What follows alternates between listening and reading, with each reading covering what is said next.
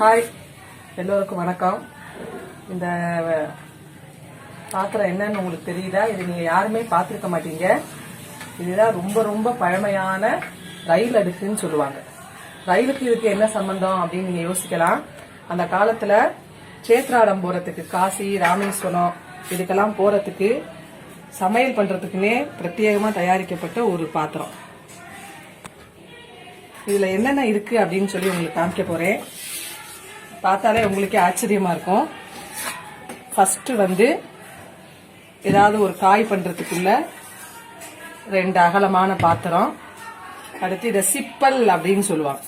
இந்த சிப்பல் எதுக்குன்னா சாதம் வடிக்கிறதுக்கு, கஞ்சி வடிக்கிறதுக்கு, அடுத்து காய் வதக்கிறதுக்கு ஒரு சின்ன இழுப்பச்சட்டி, அடுத்து டவரான்னு சொல்றது காப்பி ஆத்துறதுக்கு இல்ல வேற எதுக்காவது யூஸ் பண்ணிக்கிறதுக்கு, அதுக்கடுத்து சின்னதா ஒரு பாத்திரம் கடுகு இந்த மாதிரி வச்சுக்கிறதுக்கு சின்ன சின்னதா பாத்திரங்கள் சைஸ் வாரியா கொடுத்துருக்காங்க. அதே மாதிரி தண்ணி மோந்துக்கிறதுக்கு சின்னதா ஒரு சொம்பு, அதுக்கடுத்து கூட்டு, குழம்பு, ஒரு சின்ன கல்யாணமே செஞ்சிடலாம் இதை வச்சு. அதை விட ஒரு சின்ன பாத்திரம்.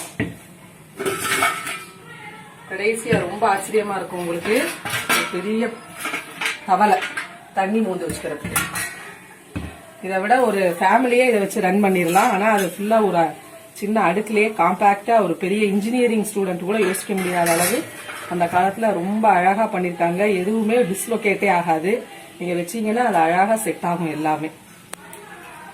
திருப்பி அதை உங்களுக்கு திருப்பி வச்சு காமிக்கிறேன்.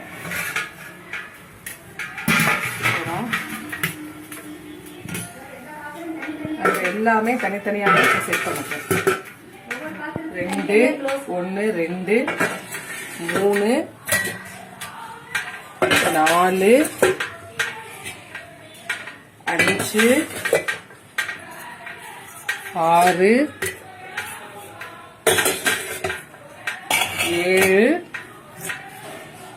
8 9 10 சிப்பல் 11 12 13 14. 2 in 1 கேள்விப்பட்டிருக்கீங்க. 14 in 1 அப்படிங்கிறது இதுதான். இந்த வீடியோ உங்களுக்கு பிடிச்சிருந்தா லைக் பண்ணுங்க, இல்லைன்னா ஷேர் பண்ணுங்க, இல்லை சப்ஸ்கிரைப் பண்ணுங்க. தேங்க்யூ.